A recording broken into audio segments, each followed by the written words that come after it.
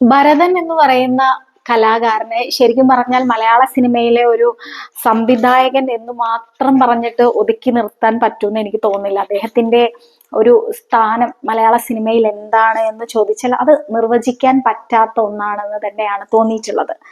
പ്രിയപ്പെട്ട എഴുത്തുകാരി ലിജ സൂര്യ എഴുതിയ ഭരതന്റെ പെണ്ണുങ്ങൾ എന്ന് പറയുന്ന പുസ്തകമുണ്ട്. ആ പുസ്തകത്തിൽ ഭരതൻ എന്ന് പറയുന്ന കലാകാരൻ മലയാള സിനിമയ്ക്ക് സമർപ്പിച്ചിട്ടുള്ള സിനിമകളിലെ ശക്തമായ സ്ത്രീ കഥാപാത്രങ്ങളെ കുറിച്ചുള്ള വിലയിരുത്തലുകളാണ് ഇതിൽ മുഴുവൻ നടക്കുന്നത്. ഇതില് ഭരതൻ എന്ന് പറയുന്ന വ്യക്തിയുടെ സിനിമ അല്ലെങ്കിൽ ആ സിനിമയിലുള്ള കഥാപാത്രങ്ങളെ കുറിച്ച് പറയുമ്പം അതിനെക്കുറിച്ച് പല ആളുകൾ നടത്തിയ വിശകലനവും കൂടി ഈ ഒരു പുസ്തകത്തിലുണ്ട്. നമുക്കറിയാം, നമ്മളൊക്കെ ഏറെ കാലം കണ്ട ഒരു സിനിമയും പിന്നെ അതിൻ്റെ ഒരു പുതിയൊരു വേർഷൻ വന്ന ഒരു സിനിമയൊക്കെയാണ് രതിനിർവേദം എന്ന് പറയുന്ന സിനിമ.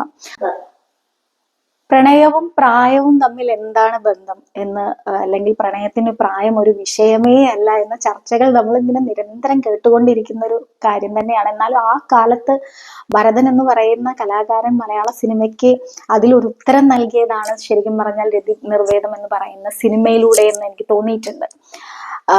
പ്രണയത്തിന് പ്രായം ഒരു വിഷയമേ അല്ല എന്ന് ആ സിനിമയിലൂടെ പറഞ്ഞിട്ടുണ്ട്. പിന്നെ തകരയിലെ സുഭാഷിണി, ലോറി സിനിമയിലെ റാണി, അങ്ങനെ ഭരതൻ എന്ന് പറയുന്ന കലാകാരൻ മലയാള സിനിമയ്ക്ക് ശക്തമായ സ്ത്രീ കഥാപാത്രങ്ങളെ സമ്മാനിച്ചിട്ടുണ്ട്.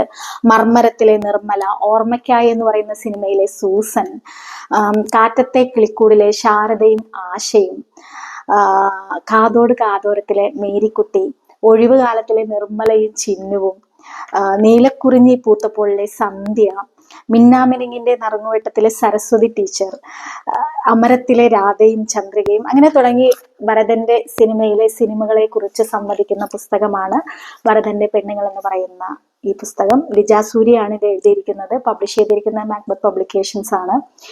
നിങ്ങൾക്ക് സിനിമ ഇഷ്ടപ്പെടുന്നവർക്ക്, സിനിമയിലെ കഥാപാത്രങ്ങളെ കുറിച്ച് ചർച്ച ചെയ്യുന്നവർക്ക്, സിനിമയും സ്ത്രീയും തമ്മിലുള്ള ബന്ധത്തെക്കുറിച്ച് ചർച്ച ചെയ്യുന്നവർക്കൊക്കെ ശരിക്കും പറഞ്ഞാൽ ഒരു പഠനമാക്കാൻ പറ്റുന്ന രീതിയിലാണ് ലിജ സൂര്യ ഈ പുസ്തകത്തെ എഡിറ്റ് ചെയ്തിരിക്കുന്നത്. വേണമെങ്കിൽ വാങ്ങുക, വായിക്കുക, അഭിപ്രായങ്ങൾ ഞങ്ങളുടെ പേജിൽ ഒന്ന് അറിയിക്കുക. Thank you.